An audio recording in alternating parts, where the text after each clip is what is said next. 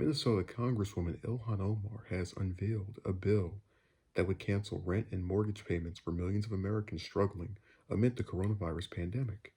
Under the legislation announced on Friday, landlords and mortgage holders would be able to have losses covered by the federal government. The program would extend for a month beyond the end of the national emergency, which was declared on March 13th. They put 13 March for whatever reason, and would be made retroactive to cover April payments. The program comes amid an unprecedented housing crisis.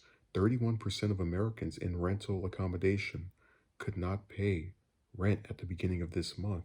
Millions have lost their jobs since. Federal answers have been limited. The CARES Act stimulus package included $12 billion for Department of Housing and Urban Development programs targeting homelessness and rental assistance, but those funding do little to address the needs of millions of Americans who now find themselves on the edge of acute housing insecurity. National housing groups have called for more funding for rental relief. The National Low Income Housing Coalition estimates it would cost about 76 billion, 76.1 billion. They won't put the word billion, they keep putting BN. So I had to think if I was like, what does that word mean? Over 12 months to provide relief to the 11.5 million people who are already or soon will become severely housing cost burdened. The group is demanding 100 billion in emergency solution grants towards short-term rental assistance. Let me also get to this part. Omar's bill seeks to tie federal funding to clear renter protections. In order to receive funds, landlords and lenders would be required to follow a set of fair renting and lending practices for 5 years.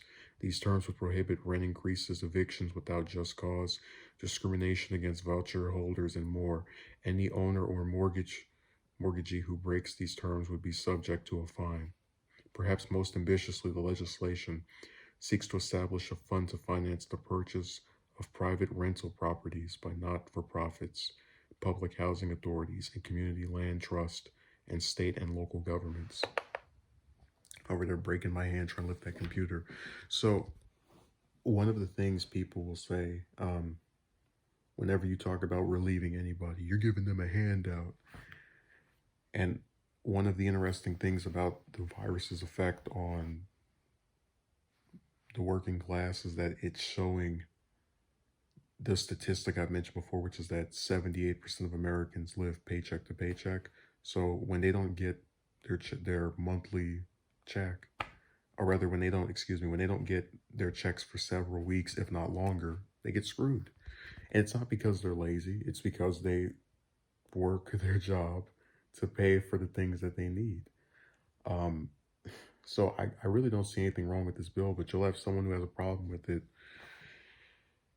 And I think it's pretty, as they said in the article, ambitious. I think it lays out some kind of forward thinking about making sure people can't get kicked out over some unjust cause or a random rent increase to make up for the amount of money that was lost during this pandemic.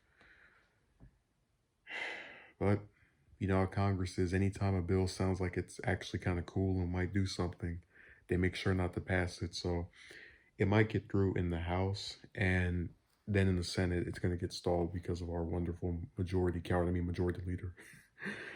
One other thing to point out, they mentioned that one of the groups for housing, one of the housing groups, the advocacy groups, estimated that it would be 100 billion to kind of alleviate a lot of the damage that's been done in terms of the amount of rent that people have missed out on and whatnot.